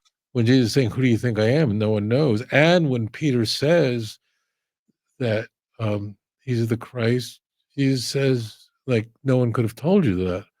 Like, what do you mean no one could have tried? I thought you were walking around saying that you're the Messiah. So that the idea that this was some sort of secret, I think is these stories are developed after Jesus' death to explain why people had a lot of problems with the notion that Jesus was doing miracles, that he resurrected, and it was so well understood that there were problems that people just didn't know, that these stories had to be built in and packed in. In fact, John 20 ends right after the doubting story, right after that pericope. You have the warning, you have the statement, Thomas, you had to see to believe. Blessed are those who believe without seeing. Mm-hmm. So you have that warning, and then you have the end of the chapter. All this is written so that you may believe, obviously connect to the story. But I think this is all later put in earlier because, frankly, if you or I had seen somebody just talking to Elijah and Moses on some nondescript mountain, why are you running away? Why are you denying? Why are you doubting? Who's doubting? Did Jesus really appear there? Like in Luke, when Jesus appears in the Last Supper room, he's eating burnt fish. A spirit can't do that, so it's pretty transparent. That's what I. That's why all this doubting stuff is in there, and that's why I think also it's a pushback against Paul, in my view. You're asking my view, which Mm-hmm. will offend Christians, no doubt. But I think Paul ultimately shapes Christian theology, but in one area he was unsuccessful, and that is conveying that Jesus' resurrected body is distinctly, strikingly different than his mortal body. Paul had a Greco-Roman view that the resurrected spirit is a spiritual body, a body but different, a seed that's no longer. And I think the Gospels here also pushing back against that, showing that it's physical and that the Pauline view is different. So my view would be obviously dramatically different than a Christian's view on this.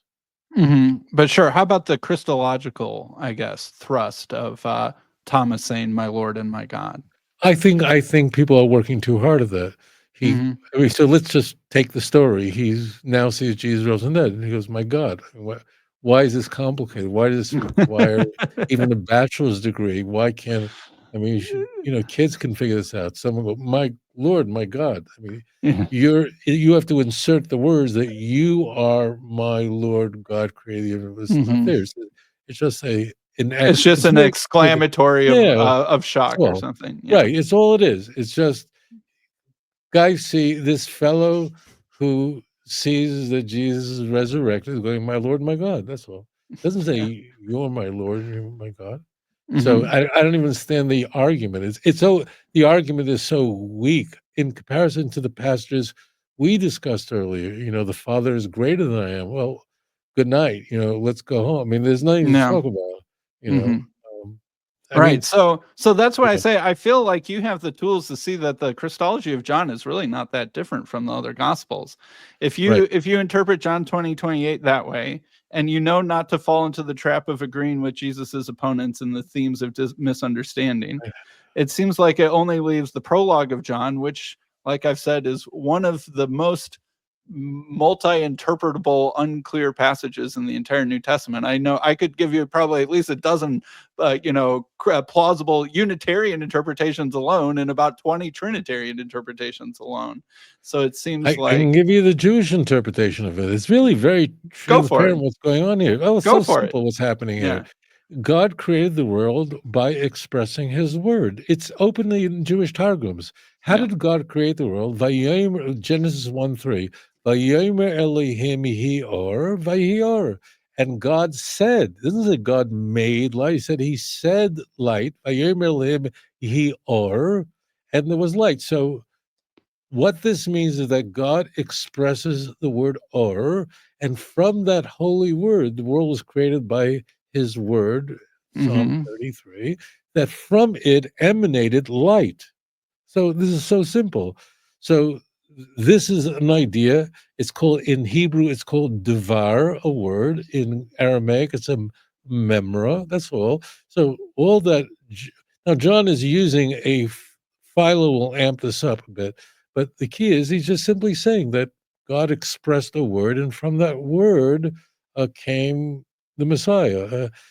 John is very intriguing for many reasons because John will go off on a Jewish in a kind of like Jesus will actually be called Messiah in the book of John, very Hmm. strangely, both in chapter 1 and the conversation with Samaritan woman. But it's very transparent what's going on there. They're just taking an idea of that everything God created was by God expressing a word, and therefore, if light could come from a word, so could the Messiah. That's all.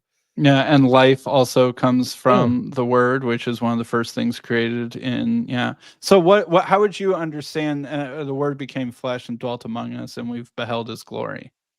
Well, obviously, the prologue is using unconventional language. I mean, that's why I'm convinced that the first 18 verses of John was written by a different author, but that's not important what I think, and it doesn't have to be Mhm. correct.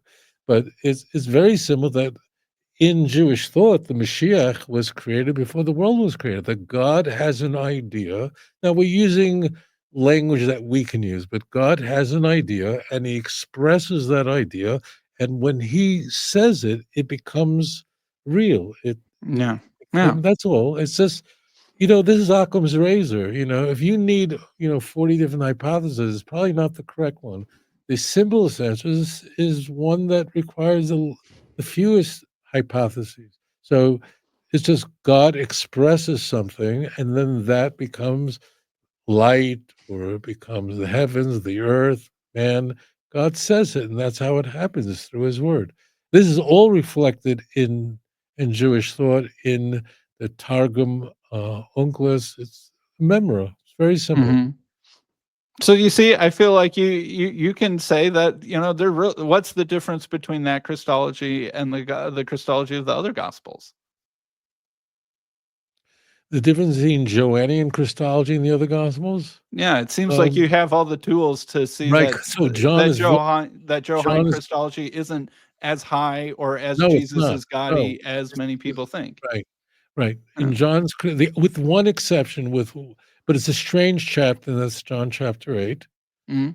It's not impossible to figure this out. But John 8:58, which is we are told Jesus says, "Before Abraham was, I am," clearly taking from Exodus 3, and it's just a weird chapter because there's no transition, and I explain that to viewers. So the chapter is odd because you have some Jews, we're told in John 8, I think it's verse 31, that believed in Jesus, and then they get into this. They seem to be the same people. They get into this whole fight with Jesus about, Abraham is our father. It's very Mhm. clearly not the same people, but the Mhm. transition is not there. It's Sure. sort of absent. Mhm. So it's an odd book. But no, I think John is trying. So I do believe there are a number of authors, contributing authors to John, but I do believe that John is more refined in that he's making it more clear that Jesus is definitely not the Father, and that he's a servant and he can only do that which God sent him to do. And it's Mhm. only because the language of the prologue is different. It's weird. I mean, that we don't talk this way, so people then make more of it than is there. It's Sure. really very simple, I very I simple like even this. think I even think you might be making the same mistake in John 8 as accepting the Jewish audience interpretation. I think that it's relatively clear what's happening in John 8. I don't think that Jesus is invoking the divine name or claiming to be older or pre-existent to Abraham. So like there's this going back and forth, right, about what does it mean to be a true child of God? And sort of the Jewish audience is like, well, we're a true child of God because we're children of Abraham. And Jesus is like, no, you're not. You're actually children of Satan because of your actions. It's your actions that show that Satan's your true father. And he's meaning that in like a spiritual sense, not like a biological sense. And Jesus then says, sort of they say, are you making yourself more important than Abraham? Right. Which you can imagine in that setting would be a very theologically charged thing to do. And Jesus says, Abraham looked forward to seeing my day. He saw it and was glad. And I think it's pretty clear that Jesus is saying that Abraham had a prophetic vision of the messianic future. And that in some sense is Jesus's answer for making himself more important than Abraham, is that Abraham looks forward to the Messiah, right? So that way the Messiah is in fact more important than Abraham. And then the audience says, and as you know, the audience misunderstands him, are you saying that you are older than Abraham? Right? Which is not what Jesus said. And Jesus said, assuredly I say to you, before Abraham's becoming is really the Greek word. The word isn't in the past. The word is in a participle. It's like it's becoming. It could be past, present, or future. It depends on context. Before Abraham's becoming, I am he. And I am he is a constant phrase in the Gospel of John where Jesus identifies as the Messiah. And so before Abraham becomes, before Abraham's becoming, I am the Messiah. And I think it's pretty clear. It's actually grammatically incorrect in Greek to put a participle that's in the infinitive like that in the past tense if it's related to a present tense verb. Because I couldn't say, before Michael Jordan was born, I'm Sam now. It's like that's improper English. It's also improper Greek. And so if you relate the participle to the present tense, then it has to be after the present tense in the future. So I think it's pretty clear that Jesus is saying, and earlier in that chapter, he said, I'm the way, or a little bit before that, he said, I'm the way, the truth, and the life, right? I think he's saying that before Abraham gets resurrected, I'm the Messiah now, that I am the source of Abraham's own future becoming. So of course I'm more important than Abraham. And Yeah, it's neither invoking the divine name nor claiming to have temporal precedence over Abraham in the past. It's temporal precedence over Abraham's future resurrection. I think it's really pretty easy to deal with. Right. The question is it the Jews that believed in him are the same people that Jesus is going to say your father's the devil, or is it a different group and we just don't get the transition? It's not clear in the Sure. text. Sure. That transition is not clear. It doesn't seem to make sense because there's no parallel to it, where people who believe in Jesus are spoken about in probably one of the most anti-Jewish passages in the New Testament. There are a few of them, but that Sure. one kind of hits it out of the park. Yeah. And well, it seemed to have gotten the people listening quite angry as well. All right. Yeah. So I wanted to sort of put on my Gavin Ortlund hat a little bit. It's not one of my favorite hats to wear, but I'll try and wear that for a little bit. He made a video against you, or well, not maybe that's too strong of a phrase. He made a video trying to suggest that the Trinity, while not revealed in the Jewish scriptures, is still something that is compatible with it and even perhaps better explains it in kind of a retrospective kind of way.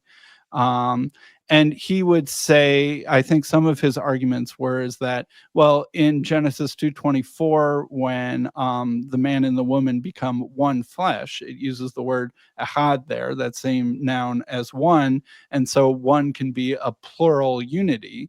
So that just because it says God is one doesn't mean there can't be plurality within the unity. What would you respond to that sort of argument? It's first of all, I'd never met Gavin, but I get the sense that he's a very nice person. You just get that sense that he's a really nice fellow. That said, No comment, but go ahead. no, I know he just seems to be a nice fellow. I don't know. I've never met him. But that said, that what he said is insane. Because the word one, echad, in Hebrew operates exactly the way the word O-N-E operates in the English language. It's just the context. So what they're doing is just a game. They're doing is of course, in the English language, we could say that, you and me, we're one, we're of the same purpose and so on. You can find that in the Christian Bible in like John 17:11. Where the disciples should be one as we are one. I mean, it's so clear. But he ignores. He ignores Deuteronomy 17 verse 6. Al pishnayim edim oy shloisha edim yumasames. According to the witness of two or three, can someone be executed? But lo yumas al pi ed echad. However, someone cannot be executed on the testimony of one witness. Well, why don't you select that? So what you're doing is the word one is a noun, just means what it sounds like, but it's the context. So if the context says there's one God, well, that means one to exclude all others. Plus you are having trouble with that.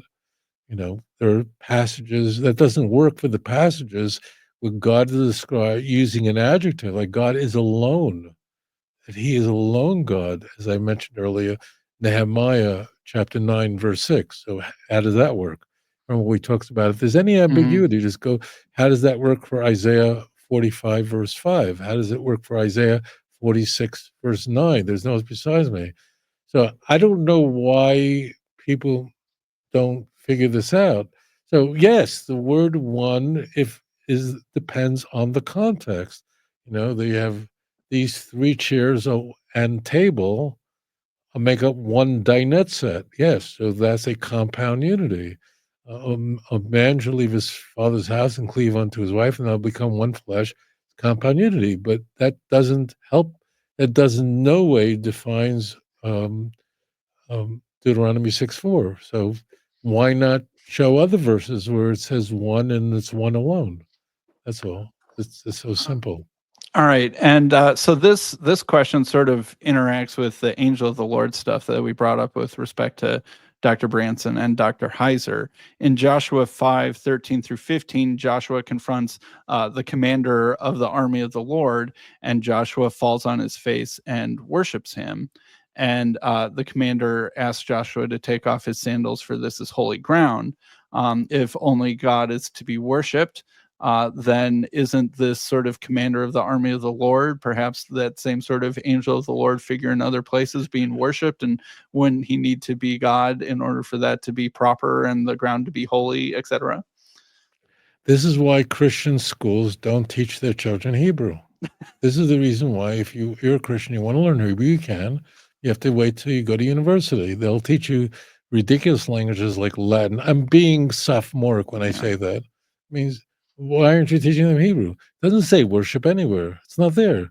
But the pasuk says that when Joshua, he's now crossed the Jordan, and he encounters a captain of God's army, an angel. He asks first, "Who are you with?" And when he finds out that I'm here and I am a Sar Tzva Hashem, so he says that Vayipol Yeshua al Panov, and Joshua fell on his face, Panov Arza Vayishtachu, and he bowed down to him. That's all. So when Joseph's brothers bowed down to Joseph, they were worshiping him.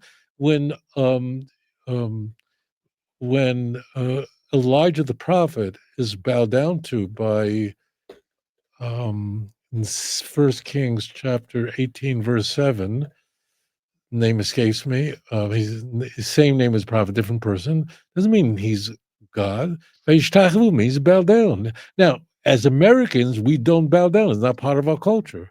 No one even bows down to a president, whether you voted for him or didn't vote for him. No one bows down. In Japan, they do. So bowing down doesn't mean worship. And to interchange bowing down, Oivadyahu is the name. Oivadyahu, same name as Obadiah. Obadiah bowed down to Elijah. That's First Kings chapter 18. He didn't worship Elijah. Joseph's brothers didn't worship Joseph. It was just a way of showing extreme reverence. So how dare you? I mean, I don't really know what to get a PhD in, I don't know. Maybe you can get a PhD in divinity and not take courses in Hebrew. I just don't know. I don't know. But Mhm. every Orthodox Jewish child could read Hebrew like you could read a newspaper. So this is very rudimentary. It just doesn't say worship. There are ways to say worship, and this is not one of them. Yeah, or well, the English word worship used to include the act of bowing down out of respect, but nowadays the English word worship seems to only mean the kind of reverence that you should give to God specifically. And this relates to how Christians, when they look at the New Testament, they see Jesus being bowed down to in numerous places, and they think, look, Jesus is worshipped, so therefore he must be God. But all of the time, it's proskuneo, or Greek words that Right. are the equivalent of the sort of thing that you do out of respect and submission and honor to a king or an important person or someone above you in social standing. And if you think that Jesus is the Messiah and the eternal king of the universe, and you come to that realization, then it would be a very proper thing to give him the respect in that situation that you think that he's due. But it is not capital W worship of the kind that you give to God.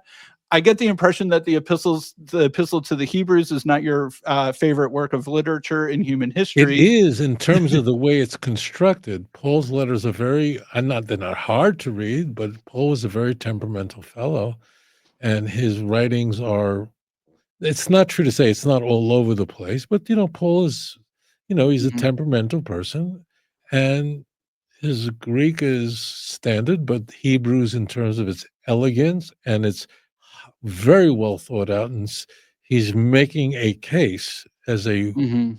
as a prosecutor making a case. For the viewers, the Book of Hebrews is written while Temple standing. It's Yeah. before the war, so that was competition. So it's written. I don't mean this in an anti-Semitic way. It's an anti-Jewish book, not in a conventional sense. It's an argument against Judaism. It begins by saying, "Look, the way we knew what was true was through the prophets. That's how it was in the old days, and now we have Jesus Christ." Yeah. I, you know, so it. I don't like the New Testament because it's teaching something false, and especially it's taking nice people and they're believing that Jesus is the Messiah. I I view the book of Hebrews as the best written work in the Christian Bible. I would The agree with that. most easy to follow. It's very clear from chapter 1 to chapter 13, precisely what he's not going off on in explosive things like Paul is. And when Paul is speaking the book of Romans, it's tricky because he's written to not only a mixed audience, but an audience he has never met yet. He doesn't know these people. Mhm. So Yeah. that's why I'm saying you can. I'm just saying folks who are believing replacement theology, reject replacement theology, Calvinists, those who are Arminian theology, they all use Romans because it can be interpreted differently. Now, of course, Christians have their way of figuring it out, but the Galatians is easy to understand because it's written to a uniform audience of non-Jews, Mhm. and it's easy. But Hebrews is very easy to follow. I know exactly whoever wrote it. I Yeah. know exactly what he's doing from beginning to end. There's nothing ambiguous about the Hebrews. And There's nothing. This is very offensive. There's nothing true about it. Terrible. I mean, well, one of the things that's unambiguous in the book of Hebrews is that Jesus worships God.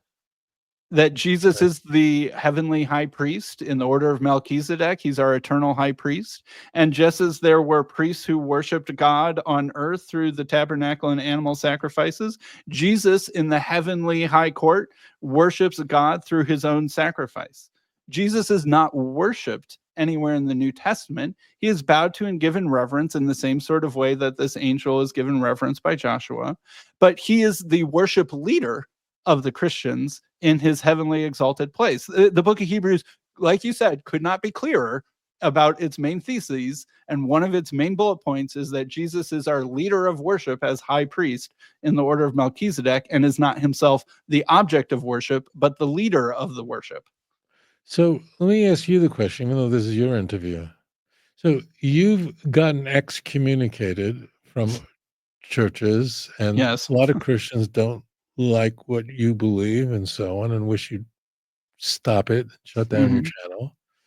And you, I presumably, looked to the Hebrew Bible Hmm. and said, wow, the Hebrew Bible is very clear about the absolute unity of God. And there are ambiguous, I have no doubt there are ambiguous passages in the Christian Bible. So why are you Christian then? That means if there's such clarity in the Hebrew Bible of what the Messiah is supposed to do, and there's really very little discussion about the Messiah himself except teaching, rebuking, judging with not by the sight of his eyes. And the world doesn't seem to have. I hope you don't mind me asking you this, because I always am mesmerized by Unitarians who I admire so much because they show such willingness to be ostracized, but because so why not apply that rigorous methodology and go, the Christologies that we find in the Christian Bible just don't are are very different than what we find Tanakh about the Messianic age. So I was not expecting that question, but I'm supposed to always be prepared to answer that question, as Peter says. Um, I think that probably the main reason that I'm a Christian is because I trust the testimony of the New Testament works about what Jesus said and did and what happened. And his miracles, his death, his resurrection, his appearance to the apostles after he died, I find to be credible and believable. And I don't think that what Jesus is described as being or doing is incompatible with the Hebrew scriptures statements about the Messiah. I think a lot of the disagreement between Jews who would not accept Jesus as the Messiah and Christians who do really can be at least somewhat diffused by the statement that, well, Jesus hasn't accomplished most of those things yet. And in a certain sense, from a way that a Jew might view things, Jesus is not the Messiah in the full sense yet. And that is a waiting of his second coming. But I don't think that there was anything incompatible about Jesus, what he said, what he did, what the New Testament says about him with the Old Testament or the Hebrew scriptures. So I see that you're like, wait a minute, this guy gets a lot. He's not making a lot of the Right. That means mistakes. it's right. That means you're. I mean, and see, but what you're.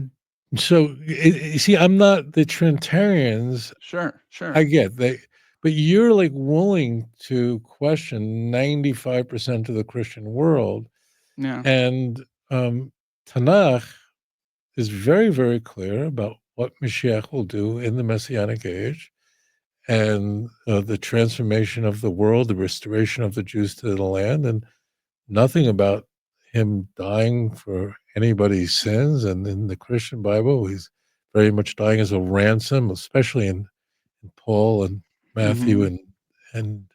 and Mark, not so much in Luke. I mean, there's nothing remotely resembling this. And when you say that I trust the Christian Bible, but you're kind of begging the question, like, why? And why is that where you put the full stop? And there have been later claims of progressive revelation. I mean, Mhm. it means why do you believe if you say it just resonates with you, then I get it. At some level, I think that faith will ultimately butt up against you can't really give a full explanation, right? I could ask you the same question of the Hebrew scriptures, and I think at some level you'll sort of ground out in a almost hard to articulate axiomatic level of trust.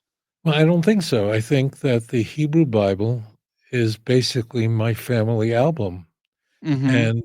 And this is the experience of my nation who endured the vicissitudes of Egypt and slavery. It's my people, it's my family.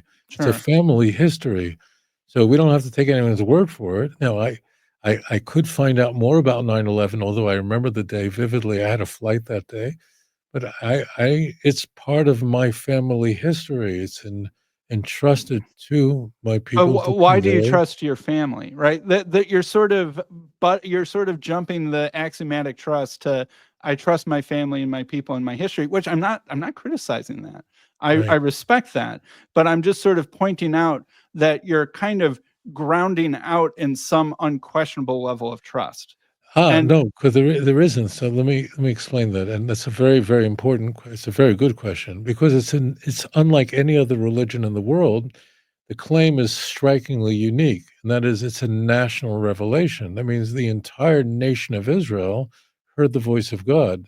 There's no parallel to that, and it can't be invented later. And the Torah says in Deuteronomy chapter 4, it never will happen. No other what other nation has heard the voice of God, seen what you've seen, and lived? Ata Reis Ladas, verse 32, that you should know that I think back of all time it's gone past. You have been shown this that you may know. So the that's why the Jews are called the witnesses of God, because the entire nation was there. Of course, I don't means I believe three angels appeared to Abraham as an article of faith. It's informed faith because I believe in the Torah, but as it is faith. But the Jewish experience is unique for multiple reasons. That's totally different than anything else.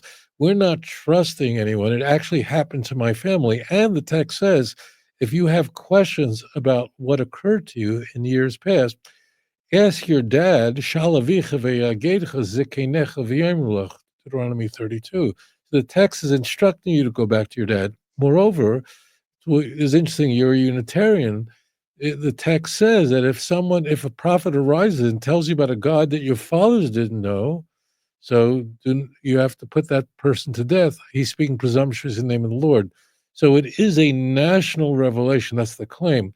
And that can't be invented because I'm including the audience in on it. I can persuade you that I flew to Jerusalem yesterday or the day before by helicopter, and you might believe me. But I couldn't say that you did that too. So the text is always saying to the reader, remember, remember, remember. And that's why Isaiah 43, verse 10 could say, Atemedai no Hashem, you are my witnesses. Moreover, Isaiah doesn't add any new commandments, as Gavin said. He said there's progressive revelation. And I was dumbfounded when he said that because there are no new commandments in Isaiah, Jeremiah, Ezekiel. They would have been put to death if they articulated one new commandment. So no, Judaism stands alone as the nation experienced this, and then Mhm. Well, and this carries on. in no way do I want to argue against what you just said. In fact, I would, strongly affirm that. And I think that we Gentile believers need to be grateful to the Jewish family story as you're describing it, and the national revelation of God to the Jewish people through history. I would completely agree with that. And in many ways, we are trusting in and benefiting from a family story that's not our own family story.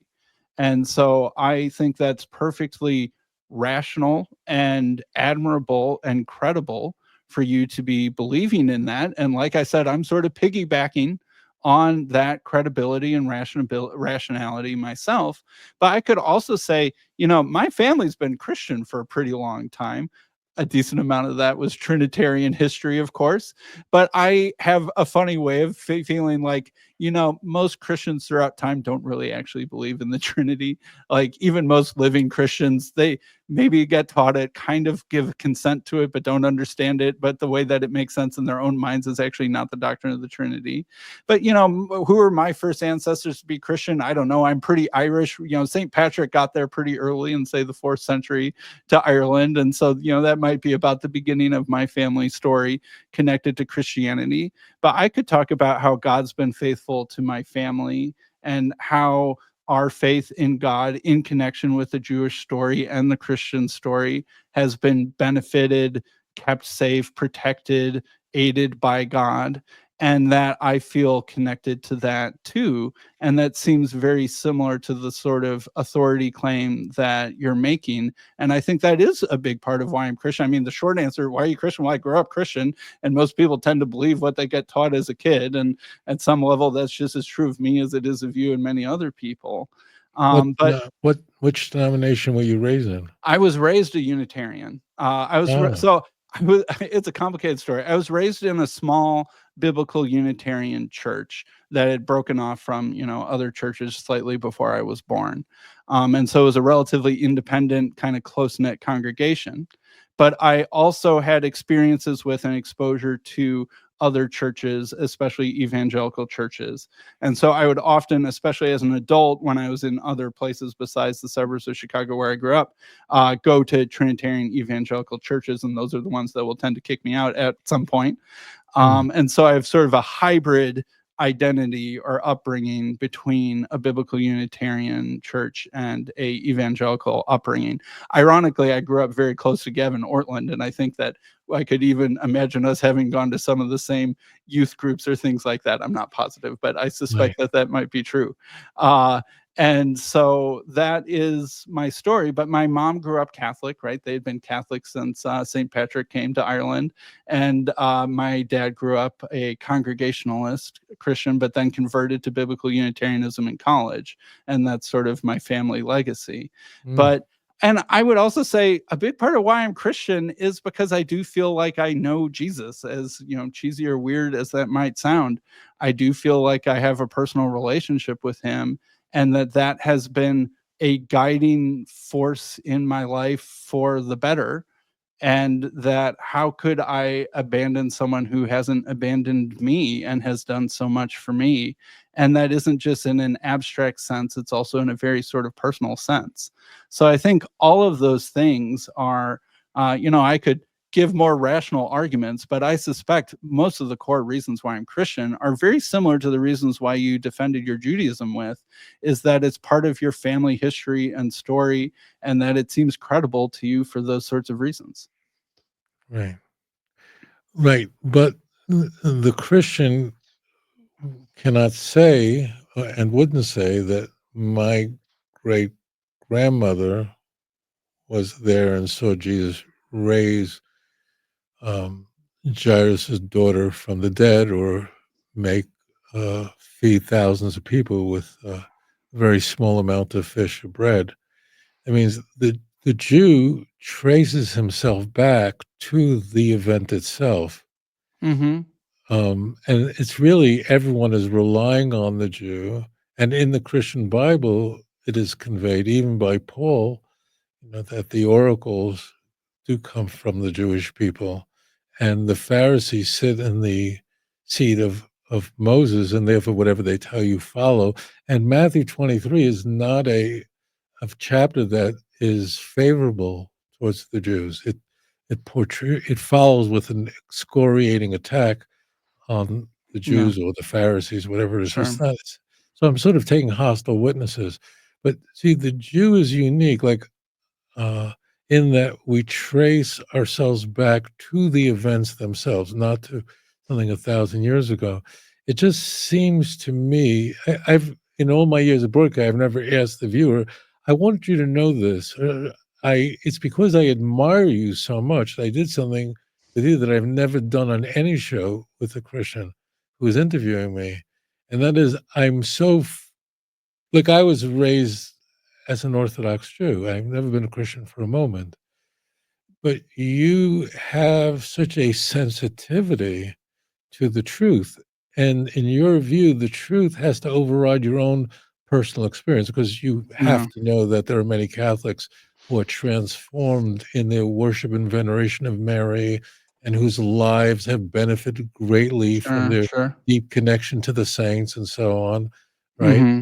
You see, but you would say it you do it alone, but it's just not rooted in scripture. So whatever personal experience you have, or however it's helped your family to be a member of the Roman Catholic Church, it's not relevant because Roman Catholicism is just not biblical. And it is. So I just say it to you. It's for my. I'm actually puzzled by people like you, truthfully, because you have such integrity to Scripture that you're willing to be, vilified by the Trinitarian world because you're overriding whatever they're experiencing in the Trinity with what the text says. So I'm asking, that's why my thought was like, you're willing to do that so much, and you don't take into account the experience that Orthodox Christians have with the holy relics and so on, and Mary and all that, and that doesn't just means nothing to you about what happened in Portugal in the 20th century to thousands of people. Like none of that makes you even blink. So that's what like, why not just take it to the next level? But I really congratulate you for your integrity of being able to express that, but understand that my asking you that question comes from a deep place of admiration for you. Well, I appreciate that. I wasn't entirely expecting to be asked that, but I am not offended or hurt in the least. And I don't know. I feel like at some level, what you're saying, I mean, you're arguing that there were national revelations to the Jewish people, say at Sinai and other times. Right. And how do you deal with the, Mary appearing to a bunch of people in Portugal question? I think That's it's sort of a, nonsense. I well, I think it's nonsense, and but how do you say that that's nonsense without undercutting your own people's, revelation and experience? because the Torah also says very clearly that if anybody will come, Deuteronomy 13, and show you, I look. First of all, we both have examined the claim, and there were many people there, and there was basically some, the sun started flickering. I mean, this is not like, you know, Mhm, mhm. this is not very persuasive stuff. It's not quite Joseph Smith, who had quite the reputation, but Sure. the Torah says in Deuteronomy 13 that if a prophet or dreamer of dreams comes and shows you signs and wonders, and then he says, follow other gods your fathers didn't know, don't keep the Torah, do not follow the words of that prophet or dreamer of dreams. I didn't say, and them say, Lord, I'm only testing you to see if you love me. So I happen to be quite sardonic Mhm. personally. That means I think there are people who are delusional or want to believe it so badly they really hear stuff. And much of it is just I know people who were in the Pentecostal church who felt so much pressure they started speaking in tongues, and in retrospect they realized what was going on. So I my view is that this is either people are self deluded or whatever, or it's chicanery or a mix of everything. But the Torah is not as sardonic, and the Torah says, no, take it seriously. Pharaoh's magicians were able to duplicate the miracles that Moses was. And the Torah says, don't add to it, don't take away. And if you see miracles, but the messenger is saying something that is not consistent with the Torah, then don't listen to him and put him to death. And that goes to the other part of the Jewish experience, and that is the Torah is making predictions about the Jews, about our experience throughout history. We would be hated by the nations, yet they would admire our Torah. And the Torah says that one day you will come back. I will bring you back to this land. Deuteronomy 31 and the end of the book of Amos and Jeremiah. So, one of the things that made Einstein unique was that he made predictions in the early 20th century. Some of them, at the moment he expressed his ideas, could not be borne out. It would take years for scientists to use telescopes and wait for a solar eclipse. And the gold standard in Judaism is that the predictions actually come true. So here, the children of Israel, here God has preserved us. He's kept his promise to the children of Israel that have been faithful to him. That's also a very unique element of the Jewish experience. Well, I mean, and I wouldn't want to take away an inch of that. I agree with you that some collective spiritual experiences seem to be more persuasive, credible, impactful, veritable, etc., than others. And we can weigh Marian apparitions in Portugal versus the evidence of Sinai and those sorts of things. And I think that I would be right next to you with you on most of those investigations.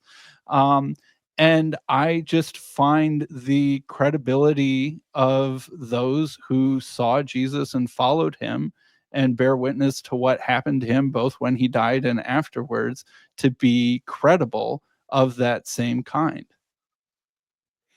Right. Yeah. Yeah. I suppose I don't it's like at some level, we are grounding out in so I think that the subjective and the objective do need to kind of fit together. That there is, sort of we're testing the objectiveness of it. We're thinking about evidence and credibility and testimony and those sorts of things. But I do think it matches up with the interior experience and that those things need to be complementary and that it is, not entirely correct to only weigh one against the other. Right. Yeah, but the Torah says, "Don't add to it nor take away from it." It means that it don't change this thing. This has to be always the case that Jewish people always have to keep the Torah, the prophecies of what the Messiah is supposed to do, very clear. But anyways, I appreciate the opportunity to join you and to share this with you. Did you Sure. Yeah. have any other questions you wanted to? I don't think so. I think that this is probably a relatively good ending spot.